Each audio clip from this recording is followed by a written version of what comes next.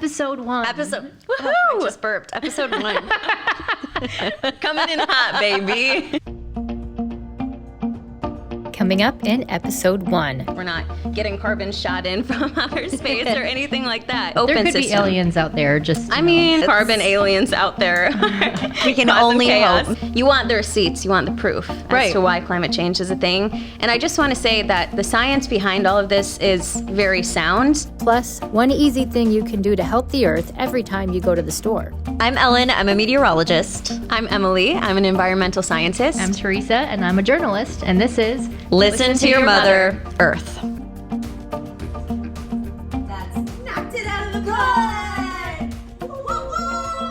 We are taking you to school today. Yeah. Yep. Carbon school. Carbon school. Carbon is important. It's a Oh. big part of climate change. I did not take chemistry in high school, and my periodic table, Where even is it? what is Do you it? even have one? No, How embarrassing for you. Carbon lately has kind of gotten a bad rap. Yeah. But like what you're saying is, well, carbon is a natural element. Yeah, and there are so many things. This is what I hope everyone understands by the end of this episode, is that the Earth has so many natural processes, and then humans came along and disrupted it. And carbon is kind of the starting point to all of this. So if you want to learn about it, I have some fun facts.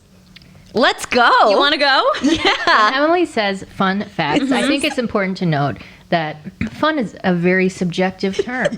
Super You won't relative. think that by the end of these fun Okay. facts. Okay. You're Wow. going to be like, wow, I haven't had that much fun in weeks. You can find carbon on your periodic table of the elements So fun. with the element symbol C and atomic number 6. It's a non-metal. Non-metal. Okay. So what? She's met with what is resounding carbon? silence. Is it a gas? Yeah, carbon dioxide is a gas. In the knew place that. of a diamond is, a solid. A diamond is carbon, or just carbon is in diamond? A diamond is made completely of carbon. So a diamond Oh, is pure that's carbon. awesome. Yeah, it's just So the carbon is structure beautiful. It is. Carbon can sparkle. Carbon has the highest melting and sublimation point of all the elements. That is fascinating, Yeah. actually. It has to get really hot to be able to melt a diamond. 6,422 degrees. And carbon is the fourth most abundant element in the whole universe. I did not know that either. Yeah. That's super interesting. It's everywhere. And Absolutely the everywhere. most abundant is So it's behind hydrogen, oxygen, and helium. Carbon makes up 18% of the human body. Carbon is essential to life on Earth. Some of it is housed in rock and sediment. Some of it is housed in the atmosphere. Some of it is housed in the ocean. Where it's distributed matters. You need to think of the Earth with respect to matter as a closed system. So we aren't constantly gaining or losing matter. It's really interesting because with respect to energy, we have a constant flux of energy coming in and out of our system. But with respect to matter, what we have is what we have always had, which leads us into the carbon cycle. You have the water cycle, you have the carbon cycle, there's a nitrogen cycle. So there are a lot of different cycles for I various know chemicals. that Ellen has a song for the water cycle. I do do you? actually. So a lot of the things I do is like teaching for kids, especially. But what's so great about this is I think that it helps adults too. So it goes like this. 1, 2, 3, 4. Water goes in cycles, yes it does. Water goes in cycles, yes it does. It goes up as evaporation, then forms clouds as condensation, and comes down as precipitation, yes it does. Yay! Dang. I hope that gets stuck in people's heads. Now Emily is going to sing her carbon cycle song. Carbon goes in cycles, yes it does. Yeehaw! Let it just be known that Ellen is the singer in this group, and Teresa. I just want to see what I you're am going not to the rhyme. singer. Okay, let's It see what I can goes- do here. Plants take carbon dioxide out of the atmosphere through photosynthesis. When I'm singing, I'm exhaling carbon dioxide. Yes! And that's all part of the carbon cycle. Yeah, I was going to say, where's my round of applause? For a second, Teresa was going to she was going Crickets, to go on the side of evil and hit like cricket, cricket. That one? Yes. Oh, I thought That's it was what it great. deserves. I thought it was wonderful. Yeah. Well, We don't think about carbon cycling necessarily because you don't really see it as much, but it's essential to life. yeah, with weather, with the water cycle, it's something that you can visualize a little bit Right. more. But there are so Right. many examples of the carbon cycle, like how plants take carbon dioxide out of the atmosphere through photosynthesis, or a volcano erupting, which would release a ton of carbon dioxide into the atmosphere really quickly and kind of violently. Animals eating plants, they take in that carbon, those plants and animals dying. That decaying process transfers some of the carbon to the soil, but it all kind of comes back to burning fossil fuels. So that's now part of this cycle. And when you burn those fossil fuels, you release carbon into the atmosphere as carbon dioxide, and that's where we get into the problem of climate change. When we have energy demands and we start to disrupt that cycle through processes that maybe aren't the most natural, then you just kind of put carbon in a place where it's not necessarily the best. The problem with that is something called the greenhouse effect. And with the greenhouse effect, that's basically how gases in the atmosphere end up trapping heat on the surface of the Earth. So we talked about how the Earth was an open system with respect to energy. So it's closed with respect to matter. In terms of carbon and things here on Earth, we're not constantly getting matter in and out. We're not shooting carbon into space. We're not getting carbon shot in from outer space or anything like that. Open There could system. be aliens out there just I mean, carbon aliens out there. We can Cause of only chaos. hope. Yeah. But the sunshine definitely Yes. open system, constant, steady source. Yeah, so we get that Not radiation. from aliens. Are you sure, though? No, I'm not. You never know. You really. never know. Anywho, the greenhouse Effect. So the Earth emits long wave energy. This is going to get a little technical, so bear with me. Okay. Sun emits shortwave radiation. Yeah. So it has a shorter wavelength, and that shorter wavelength allows it to pass through those greenhouse gases that are in the atmosphere, which notably include nitrous oxide, carbon dioxide, and methane, to name a few. But the Earth emits long wave radiation. So it has a longer wavelength, and because of that longer wavelength, It can't it's get more of through a the proper barrier? wavelength to interact with those greenhouse gases. Natural process. This is why we have that Goldilocks planet where we have a livable temperature on Earth.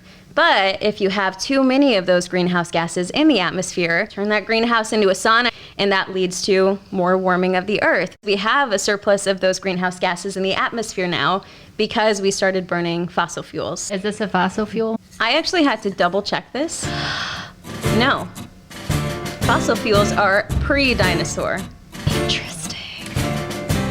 This is catchy though. So this is a nice song, but it has nothing to do with fossil fuels, is what I'm hearing. Yeah. The fossil fuels came around a bit, or they were in the process of becoming fossil fuels, while those dinosaurs were marching. I like the song though. Make the earth flat. So the fossil fuels had to be well before the dinosaurs then? Yeah, so fossil fuels, just to make sure everyone knows the definition, they're oils, natural gas, and coal, and they're named because they came from the fossilized remains of animals and plants that died millions of years ago. But not dinosaurs. But not, Not dinosaurs. The landscape of the Earth was completely different than what it is now, which is just so cool to think about. Yeah, you know, actually. like really humans have just been here for a minute, but those plants and animals died so long ago, and they were gradually buried. They were subjected to heat and pressure, depending on what kind of organic matter was present in the fossil. That determines what they became. So now there are fossil fuels that are buried deep, deep, deep under the earth.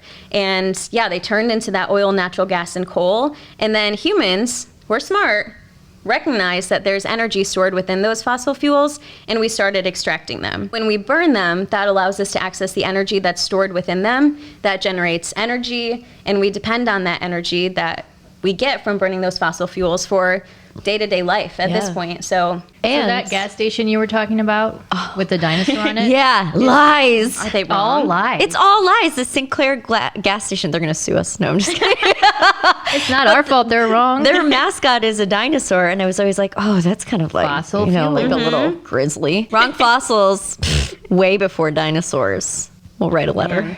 But it comes down to the fact, like, as you said, we live in a closed system. We're not getting any more carbon, and we're sure not getting millions of years old fossil fuel carbon. Yeah, so fossil fuels, that's an important note. They are considered non-renewable resources because they did form millions of years ago, and that supply is not going to be replenished in our lifetime. The rate at which we use them is pretty high at this point. When you burn those fossil fuels, you get that surplus of carbon dioxide in the atmosphere that disrupts the carbon balance. That carbon had been stored underground for years and years and years, and then you burn the fossil fuel, you release it into the atmosphere at a rate that's so much faster than it can be removed again. That leads to the greenhouse effect, and that leads to the warming. You want the receipts, you want the proof as to why climate change is a thing. And I just want to say that the science behind all of this is very sound. Earth's climate has certainly changed in the past throughout history, but the rate at which this current warming is taking place hasn't been seen,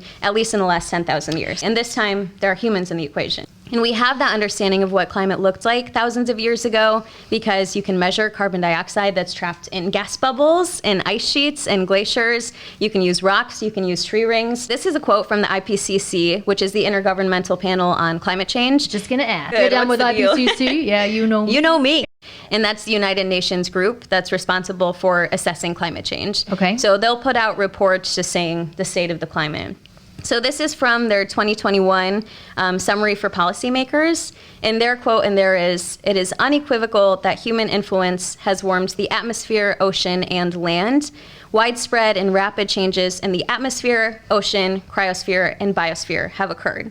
What so is they use the word cryosphere? The cryosphere is like ice. So Okay. solid precipitation is part of the cryosphere. Permafrost is part of the cryosphere. Glaciers are part of the cryosphere. Yeah, so it's kind of like frozen ice. So they're seeing it everywhere. Frozen ice. Frozen ice. She's a scientist. Wasn't Just gonna to be say anything. clear. ATM machine.